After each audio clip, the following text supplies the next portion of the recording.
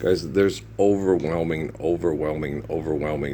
academic and documented evidence, okay, to prove that life is eternal and the essence is infinite, right?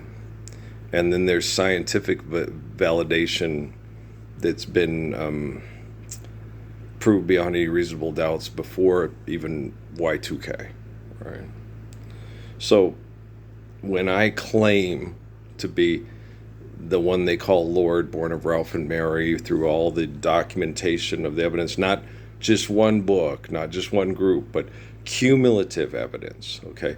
When you're a historian, when you're a scientist, okay, you don't base your thesis or your theory, okay, on one strand of evidence, right? That's not conclusive. Okay. What's conclusive is getting all the evidence, like Professor Laverine talked about in history class at ASU, with that one man that was very, Aslan, blah, blah, blah, blah, blah, and kept attacking her and attacking Spanish people, who he was, but he was kissing ass to the mestizos because he wanted to be one of the guys, Low rider oldies, hook him up, bro, right? Good call, good play, well played, right? And so he's trying to be he didn't want to be one of the men. He wanted to empathize with the victims because he didn't want to be the raping, abusive, landowning pervert. He wanted to be the good guy. He didn't want to be the bad guy, And he kept badgering her and attacking the class. And she kept trying to explain to him, okay, you don't have evidence to support your perception. You're only looking at one book and saying your one book is the world. Okay, I'm teaching the class to look at the world and then draw your perception by looking at the world, not reading your book and then telling the world, be my book, right? That was Anastasia and Lavarine. That's why we were like family. Okay, her Socratic teaching method was far superior to his indoctrination, and then trying to force his indoctrination down our throats, right?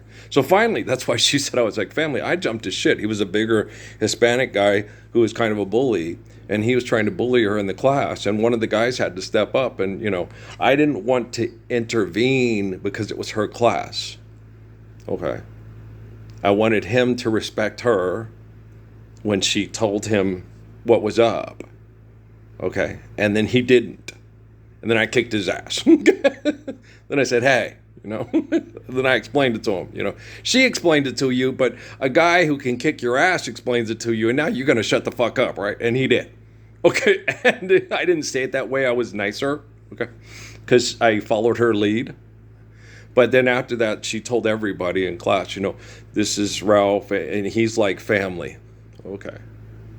She told everybody that when I was in one of her classes, and she introduced me as Ralph, and that he's like family.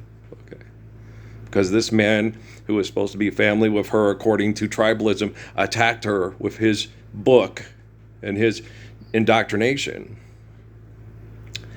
and wouldn't look at things worldly to solve the problems we have by people trying to indoctrinate us into everybody accept my perspective and then everything will be fine, right? And the thing about it is when you're a historian, okay, and why I was studying to be a historian when I was in college, okay, was the best way, like my dad told me, a wise man learns from other mistakes, then he doesn't have to repeat them himself. And then he can pass on that knowledge to his children, that so you don't have to go make all the mistakes your dad did to learn from his mistakes. You can learn from them immediately, and then you don't have to suffer all that selfishness, all that god dang iron-hearted selfishness, and then I have to learn from selfishness because that's what I was given. Money's real, fight like hell for it, right? And so, but my dad, and he still is, he's a lot like Red Foreman. He goes back and he reads those books, and all the answers to the world are in those books from God, Jesus, the man that was God, that was given to him to solve all his problems from all these people that aren't as smart and intelligent, as good as God, who was Jesus in his head, right? And I've tried to explain that to him. It's like, it doesn't say that in Jesus' story. It says God is omniscient and omnipotent. Caesar is not God, and Jesus is not Caesar. Okay? And that the answers to all our questions, okay, go directly back to the problem that we don't accept God as God. Okay? We're selfish, and we try to turn God into our selfishness, right? And so when we eliminate selfishness, okay, science isn't going to save us from God, okay? Because God is not the problem. Selfishness is the problem, right? And so the word God means omniscient, omnipotent, essence of all existence. If you go read Genesis, if you go read all religious documentation, okay? Just because the United States of America is using the word God for genocide operations because they learned it from the Chinese and the Japanese, doesn't mean that's what the word God means when someone like Jesus or Siddhartha is speaking to people that are not like them and trying to protect children from being like them. I want to talk about empathy and respect. Well, think about it. Don't play around with it. Don't be like your old man. Okay? They brought me to the school because I'm the, quote, great world teacher that you're all trying to challenge or kiss ass to, so everybody can be impressed by how intelligent your dad is for owning the school and how intelligent all the teachers are, and that he hired the best teachers, right? That's Jiddu Krishnamurti at Ricci Valley School, right? And the cool things that, Alan Gibson told me that, and he's right. The best conversations that Jiddu has is not with the other scientists, is with the kids at Ricci Valley School, When the little guy is young and naive and he's not corrupted by the school and the parents yet, and he goes, this is a terrible world, selfish and all that, and the little, why is this so, sir? And he's so innocent, and he desperately wants to listen to Jiddu Krishnamurti and hear him, because he's told, this is the guy, right? And he is. This is the guy. Okay. This is the guy who in eternal spirit is the one that they built the legends of Hinduism and Buddhism on. Okay. This is the spirit of, Richard Dawkins. This is the spirit of Krishna. This is the spirit of Siddhartha. His name during the 20th century was Jiddu Krishnamurti. Okay. And he's the guy. He's the deal. He's the real deal, right? Like my mom would say, this guy really burps, right? He's not Paul Twitchell. He's not Darwin Gross. He's not Harold Klemp. He's not any of the presidents of the Mormon Church. He's not any of the popes. He's not any Ayatollahs. He's not any of the Bushes. He's not any of the Husseins, Saddam Hussein's. He's not any of the Stalins and all that. He's the real deal. Okay. People like William Wallace, okay, are very, very, very strong and good people, trying their best to be like the real deal. Okay. We're not just limited to, there's Buddha, there's Krishna, Buddha, Jiddu. We're not just limited to there is Adam, Moses, David, Jesus, John. We're not just limited to that. The world is not limited to a few exceptional human beings. That the whole world is in his pants, right? That's William Melanchthon's. That's the Tudors. That's the Romanovs. That's the Hitlers. That's the Mussolinis. That's the Machiavellis, right? They're wrong. Okay. John Bunyan's wrong. He's looking at the Gospels and doing it from his family perspective. Tolkien's looking at the Gospels and doing it from his family's perspective. Lewis is looking at his, and they're trying to include themselves in the greatness of these people that aren't trying to be great. They're just humble, right? And therein lies the issue, is all these people trying to be great but losing their capacity to understand great because they're not trying to be humble. Right? It's really hard. Okay. And people, and you get people like, guys, I'm dealing with and I'm working with the stuff with my dad as best as I can. Okay. If you're a scientist thinking that, this is going horribly wrong or going to go horribly wrong, it's been horribly wrong since I was born. Okay. And the relationship my mom and my father had. And my mom constantly telling my dad from the time I could talk that his son was a better man than he was and always gonna be. Okay? It's been horribly wrong between me and my dad ever since my mom and my dad started getting into it over religion. And my mom talking to me and my mom constantly telling my dad that I was a better man than him and always going to be. That's how long it's been horribly wrong between me and my dad. Okay? That wasn't anything that I could control. Okay? Because I wasn't going to be like Red Foreman to appease Red Foreman when Red Foreman was wrong. Okay? Mom wasn't right either. Al Gore's a dick. Okay? Do you understand? Bill Clinton's a dick. Okay? Just like, no, Dad didn't like any of them. Okay? Dad participates in government, and Dad is the master and commander in Russell Crowe. You should always choose the lesser of two evils. Who's right? Jesus, and Jesus is the person guiding him in his head through Constantine and Jerome's book, right? Do you understand? Okay. And I've known this my whole life and explained it to my dad from the time I was about, when we left the Mormon church when I was about 10 years old. Okay.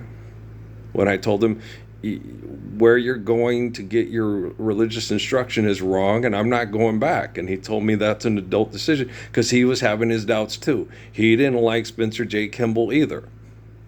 He didn't like the bishop either. But it was a business connection. And he needed people of moral values to do business with to survive the class warfare and the race warfare of the Mesilla Valley, which anybody in their right mind can completely and thoroughly understand, right? You know Fred Hampton. You know Tupac Shakur. You know Keith Elam. You know, right? No man is an island unto himself. And if you try to survive this hell all by yourself, they're going to kill you in the streets of Las Vegas and turn you into t-shirt sales that never stop giving, right? Right? And especially when it's Tupac, because damn it, he's cute. Right? He's going to sell lots of t-shirts like, Mom and Patrice with Clyde Drexler t-shirt, right? Darn it, he's cute. Just ask Lisa Leslie. Yeah, no, Clyde's a very good-looking, cute guy. Yeah. And the nice thing about Clyde is Clyde was raised by some good people that taught him to be humble to the best of their ability and his ability. And he's a very likable dude. And he's a very good person to the best of his ability. And I'm not saying that out of just watching him on TV. I met the man. Okay. Like Joe Caldwell, who dated my mother, And so, I'm not fun. If Joe Caldwell was a dick to my mom, I'd tell everybody. No, he was an asshole. Richard Brown, I tried to like him, and he had some good aspects about him. Mom liked Richard more, but Joe was a better guy. But Joe wasn't about really staying in a relationship because he was a free agent. Because he tried relationships and they go bad south because of money. And he didn't like that. And then when he did get his pension and stuff from the NBA, he didn't want to be tied down because he didn't want people to make his life miserable over money again, like his marriage. And that's understandable. And the older you get, the less companionship you need if you don't share things in common like children and memories of those children and good memories of surviving all the hell with the good memories that got you through, which is the children, right? And so, that's why with me and Stephanie, no, okay? because the only good memories were Patrick, and she used Patrick and the state to survive the state by manipulating the state with Patrick. Okay. And me and Patrick survived his mother and the state through each other. So me and Patrick have a totally different relationship. So when all that manipulation gets called out and we look at it and he goes, damn, Dad, you're right, then me and him just pick up right where we were left off, because I don't sit there and do like his mom, you betrayed me and I hate you. He knows for a fact that his mom's love is conditional. Okay. And Dad's is unconditional. So Dad will always be there. And life being eternal, grace being infinite. I don't sit there and say, I ain't always going to be here, kid. It's like life's eternal and grace is infinite. Yeah, I'll always be here for you. No matter what happens. Like I told Emily, when I die, you carry me with you in your heart. And I always exist through your love, and then you pass that on, right? That's how life works. That's the gift given through the life of sacrifice, through the glory of God, and not the brain of a scientist, right? And so I'm watching Tamron Hill with this what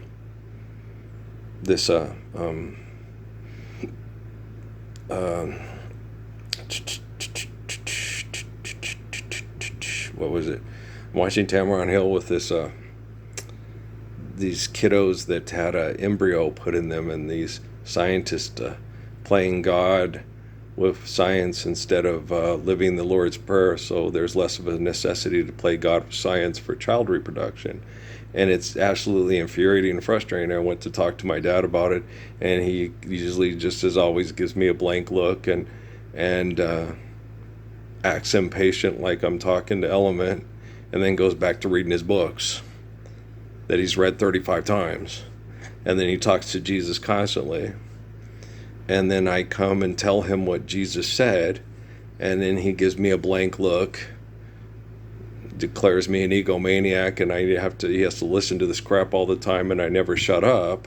And he goes back to reading those books 35 times, and then talks to Jesus and says, I need help being better than the people that I read these books in, because they don't understand you. And then Jesus talks to me, I go talk to Dad about it, and then he goes back to reading those books and say he has to correct all those people that believe Jesus is God and they believe they're Jesus. And they've all got to understand that Jesus is God and my dad is Jesus. And I'm like, I'm the guy who's most like Jesus, but I'm not God. And I keep telling them all that. Okay, Jesus isn't saying he's omnipotent and omnipotent. He's saying God is omnipotent and omnipotent, and none of us are. Okay, Harold Clamp? If you want to get to God, give the master the nod. You can sit very still, look into the tizzer till. And if you can't understand what I just said, and you say I'm crazy and we need money to live here, and then you think my dad and my rest of my family that believe Jesus is God and going to take us to a magic place in the sky after we die, that they're crazy. How are you anymore, You believe that Rockefeller money can save you from Rockefeller money, from all those crazy people that think they're going to go live with God in the sky to get away from Rockefeller money. Okay, how are you any more sane and rational than Tamron Hill? She's both. She believes in Rockefeller money and that she needs it to be happy to go to heaven when she dies. And she both. She's my sister, Patrice, and my sister, Pancha, all wrapped up into one. But more sexually desirable to me because she don't look like my sister. Like, she's cute, but she talks. And she acts like Pancha and Patrice put together. Okay, I'm like, oh, no, it's okay. I don't need sex that much. I got my help. If you got a problem, don't care what it is. If your child needs a mom, I can help. It sure do me good. To do you good, let me help. And the one person that helps me through the most in prayer, because she was abused from the time she was very little, and she saw herself as a monster, and praying to me and me helping her through makes her survive and not see herself as a monster and want to commit suicide and take her kids with him, is my wife, Amy Suzanne. And my second wife. And Patrick, you know why Amy? It's like, Well, because your mom sure the hell wasn't going to help me survive this hell of attack on men from homosexuals with lots of money and science projects. And I'm sure not going to turn myself with Caitlyn Jenner to tolerate your mom's abuse. Just to have someone to sleep with and snuggle with and wake up with. Right? It's not going to happen. No. And I hate shopping, but I love people. So no, it's not going to happen. I love your mom, and I'm always going to love your mom. Okay. But your mom, she didn't manipulate me into a relationship. Jesus told me I had to marry her because of what the scientists were doing with our existence. Okay, and I was like, what? I couldn't fully understand it at the time because I had to be completely naive to have Cornwallis with militia in the center because pride will do. Right. So yeah, he could not tell me. Okay. Like Krishnamurti and Suzuki and all them, he could not tell me. Just like when they were going to channel the Spirit of the Lord Jesus from the future, when this was all going to stop and we were going to live the ways of Jesus' peace worldwide, he could not tell me. Okay.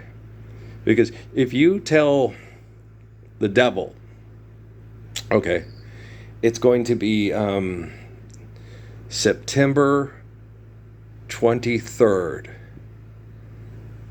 2000, okay, and 27, that the truth of the Lord's Prayer is understood and globally shared.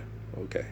If you tell the devil and Satan that, okay, they're going to come up with a science project that makes sure that that never sees the light of day.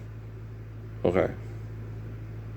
You cannot give the devil and Satan a ground zero of Apocalypse Now. What about a guesstimation or a ballpark? A guesstimation or a ballpark, that'll do, pig. Militia at the center, that'll do. We can flank them in dream, right? So that's what's happening, verb. That's what's happening. And trust me, the Cornwallis descendants know it's happening.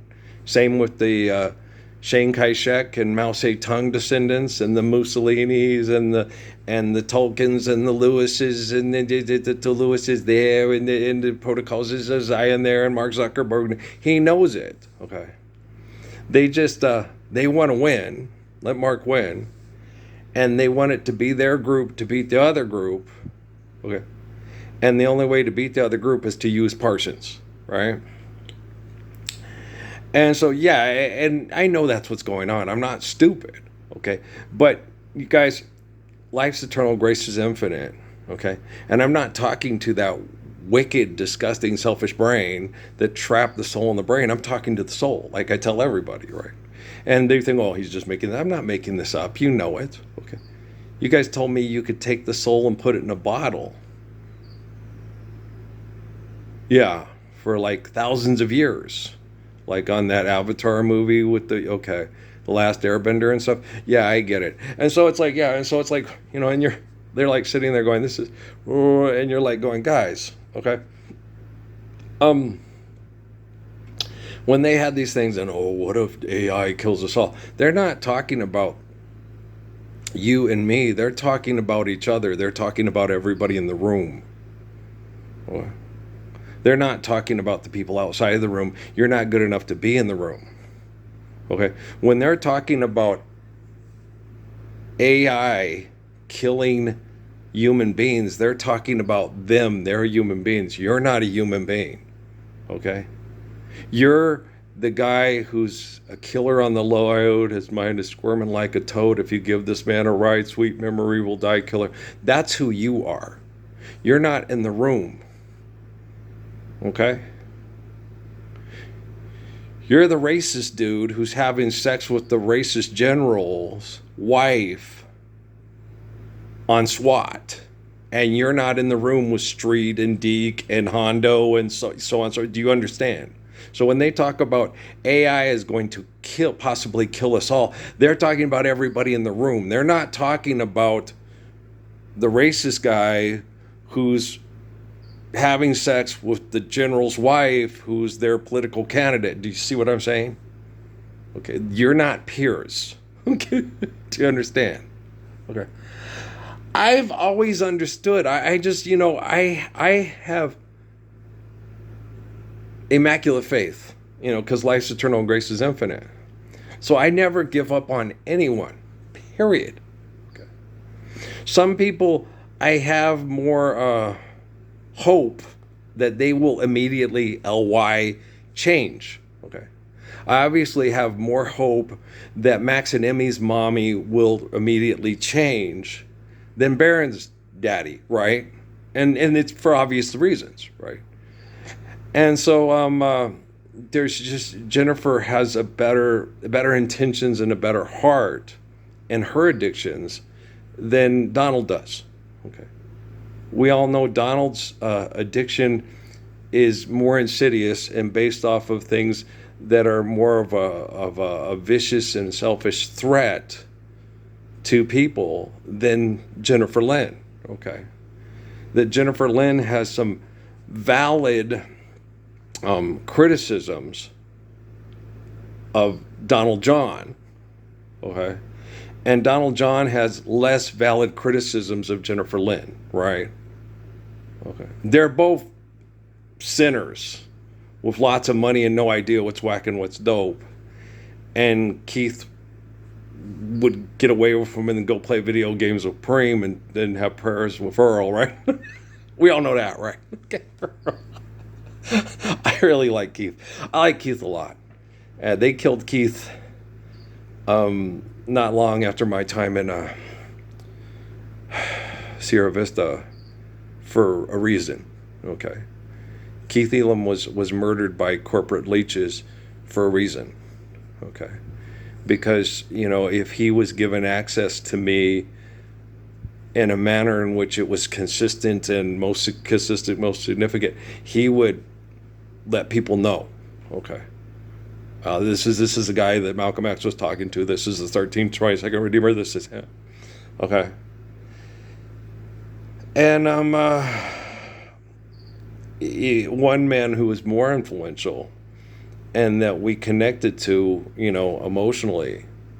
And we had prayers, but I didn't have the prayers with him until I talked to a man named Alan Gibson in Sierra Vista, Arizona, who was even more influential and was heading down that same path of Malcolm X, was a man named Tupac Shakur, because of his love of people that, Obama claimed to love and be inspired to, Fred Hampton and Malcolm X, the people we grew up admiring and that were our biggest influences in resisting genocidal operations through economics in the United States growing up as young men. Okay. That the ones that influence us the most, when I was introduced to Fred and introduced to Malcolm properly, they inspired me more than Jack, Bobby, and Martin. Okay. They were the ones that were down in the foxholes and down the street with the poor people, and that weren't going to abandon the poor people to try to get a black guy in the White House. Fuck that shit. Let's just live, 1322nd Redeemer. Let's live the freedom of the Lord's Prayer. Let's live a community that is self-sustaining through helping others in their community and not trying to force our indoctrination down their throats, right?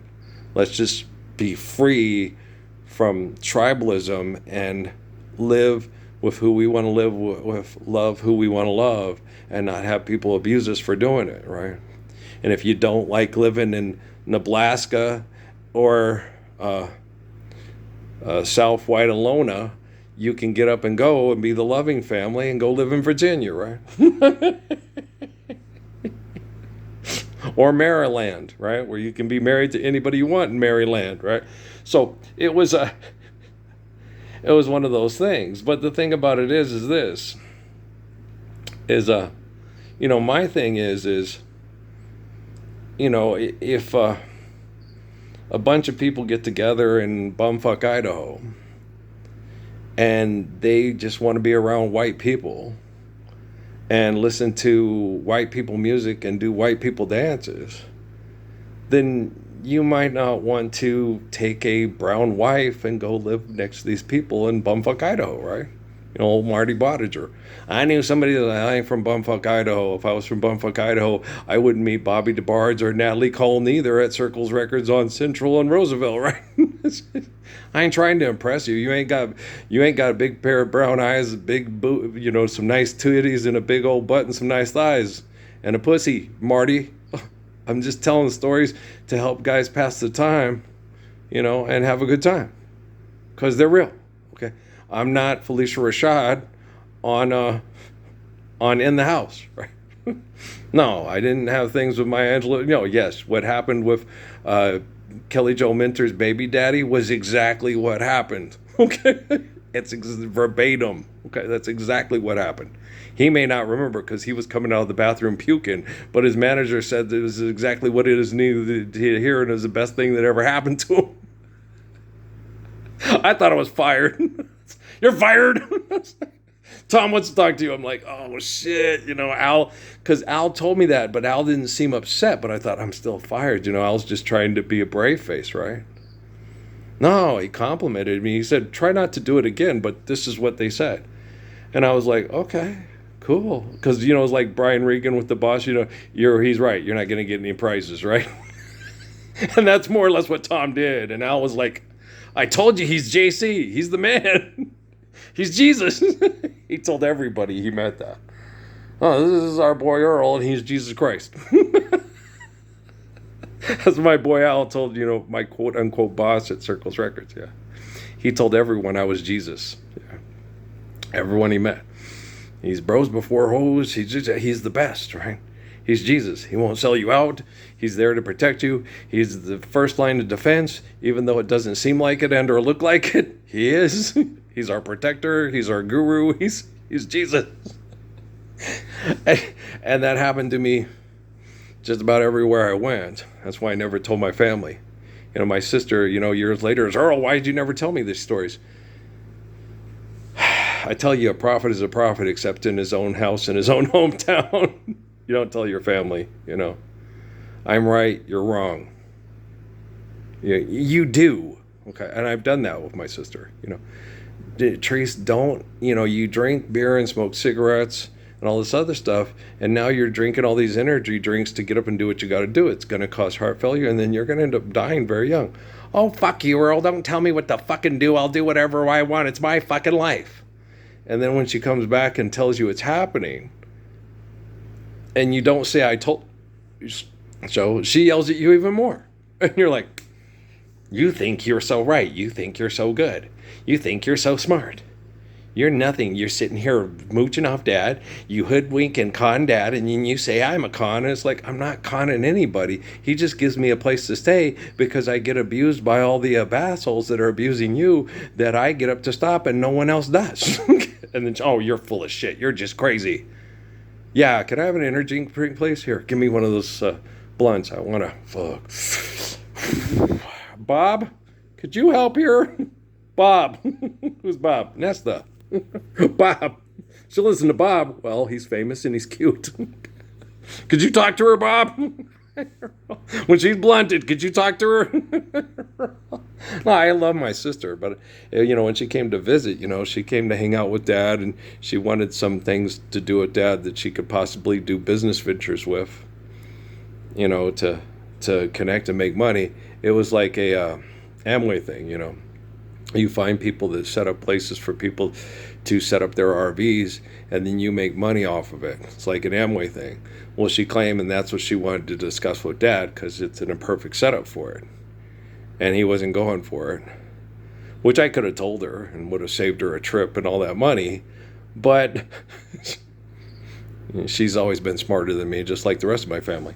But it's like, but it wasn't a bad visit. It was difficult and it was hard. It threw off my whole pattern, you know.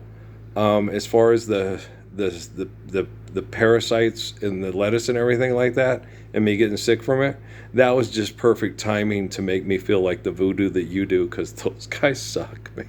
They suck. Okay. Yeah, the people in close proximity, they're scientists, they're geniuses. They've got it all figured out, and you're like, yeah. What have you got figured out? Guys, when you're a truthful person, you don't have to figure anything out. So there's no mystery to your problems. The only problems you have when you see mysteries and you got to solve the mystery to your problems is the fact that you're selfish. And the problem is you'll never solve the mystery because you don't want to stop being selfish to be the solution to the problems, right? It's like, what? Yeah, that's bam, nailed you. Yeah, go get tied and clean your little white jacket thing that you had to either cook people food or give people drugs and make the world a better place through selling them food and making lots of money off of selling them food, or giving them drugs and make lots of money off of that too. And make sure you have that phone and drive that car to get to exactly where you need to be, because the people that use the phones and the cars to get you to do what they want to do to feel powerful are geniuses, right? Go serve your community. They always say it's not the right things. You're trained and conditioned to say what they tell you to say. It's not right. I'm going to serve humanity to the best of my ability. Okay, why do you need to serve humanity to the best of your ability? Okay, are you a truthful person? Do you know how to do things right? Okay, well then you're not, quote, serving humanity, you're being a good human, right? So be a good human, good heterosexually. Okay, so yeah, so that's what you do. You don't be of service to humanity, okay? Typically, the best service to humanity is being a humble, faithful spouse, and then consequently the same as a parent and a grandparent, right? And when I was watching the end of the Father of the Bride 2 last night, I was sitting there telling myself, going, it's a good thing about movies, and we talked about this last night, is that they are not happening and did not happen and do not need to happen again. That's a wonderful thing about TV shows and movies, is that they are not happening and did not happen and do not need to happen again. Okay? That ain't them dogs' real voices. Those people really didn't. By the time I get to Phoenix, she'll be rising. She'll read the note I left hanging on her door.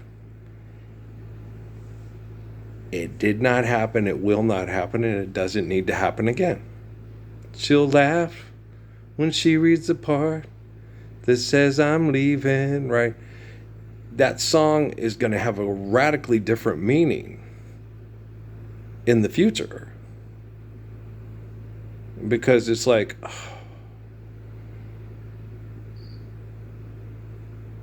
she'll probably stop at lunch and give me a call. Stop at lunch. What is she doing at lunch? She's at an office being manipulated and extorted and exploited by people that turn Jesus into a corporation and a book that has you at an office typing on a screen to justify your existence to the assholes that gave you the office with the screen, right? By the time I make Oklahoma, she'll be sleeping. She'll turn softly and call my name out low. And she'll cry just to think that I'd really leave her, though time and time I tried to tell her so. She just didn't know I would really go, right? Good song. Yeah, it is. But the thing is, it's going to have a radically different meaning when this urban sprawl no longer exists, because it's not necessitated by the invention of the problem solver. See that? Look at all that death and destruction. All that chaos. All that death and destruction of your existence, of holding your babies, of loving your wife. Look at all that death and destruction. That's horrible, That's from the book of Daniel. That's from the book of Revelation. Right there. Right there. This is how it goes. Sell with sports breed. He hit you with a right hand. Right there. These boxes with gates and pass cards and vehicles that are diverse breeds, that look like a human face, that put out chemicals that kill the babies before they're even born, The miscarriages and the miscarriages at the Whiskey A Go-Go. Go into a go-go, don't you want to go-go? No, no, no, no, no, no. There's a killer on the road. His mind is squirming like a toad. If you give this man a ride, sweet memory will die. Killer on the road, riders on the storm. I'm the Lizard King, right? So I'm wearing my leather pants that I haven't taken off for a week. Right? He had lost it in a lot of ways, yes, because it's very hard. Guys, I have Buddhist qualities. I'll wear the same pant things for 3 or 4 days and then change and then go to the next. I'm a lot like Camp Green Lake. These are your work clothes, these are your recreation clothes, and then your recreation clothes turn your work clothes and stuff like that. I'm not constantly washing, not constantly putting chemicals. When I do put soap or something in there, I try to get the stuff that has the least chemical agitation that goes into water, because it goes into water and the chemicals stay in the water and affects everybody, right? So I get Tide Pods because it's higher concentrated clean and it's dishwasher safe. Okay, Ivory soap and some good old-fashioned elbow grease. Unless, of course, you want a unicorn and a brochure to survive the chemicals in the water, because the wealthy don't see you in the room and aren't worried about AI killing you. You need killing. Okay? You're like him. Okay? You're not in the room with the scientist. He looks like Ted Kaczynski, though. But do you see what I'm saying? I understood. Okay, Rockefeller and Rothschild explained it to me. You're not their peer. They're better than you. They showed it to me at Cochise County in Fort Huachuca. All the assholes that worked at Fort Huachuca that came into that grocery store and attacked me viciously, verbally, knowing damn well that I was helpless to defend myself. Okay? But still kicked the living shit out of him, especially that stupid pastor from Fort Bliss. He got his ass kicked. And you don't think that biker was there at the counter for a reason when I came up, that I knew and felt comfortable. Oh, I can say this to this guy. And I did. And he went, oh, yeah, you kicked his ass. Sure enough, must be love. It's got to be, sure, because it's heavenly. Yeah. Now, the little kiddo I watched yesterday, he talked about the falsettos, and I was like, wow. No. Because I'm my mom's boy, number one on all-time R&B falsettos is Russell Tompkins Jr., okay, followed by Ted Mills and then William Pooh Hart. And I didn't realize I was at 42 minutes. We'll see if this will load. If it loads, you'll watch it. If it doesn't load, obviously you won't. Oh, blatantly obvious. Yeah, you know what I mean. We'll give this a try and see if it's load and see if you guys can watch it. We'll take luck. We'll talk later, okay? I wasn't paying attention to the time at all, when I get to talking and I'm talking about stuff and talking about people because, I love people. All right, peace out, man.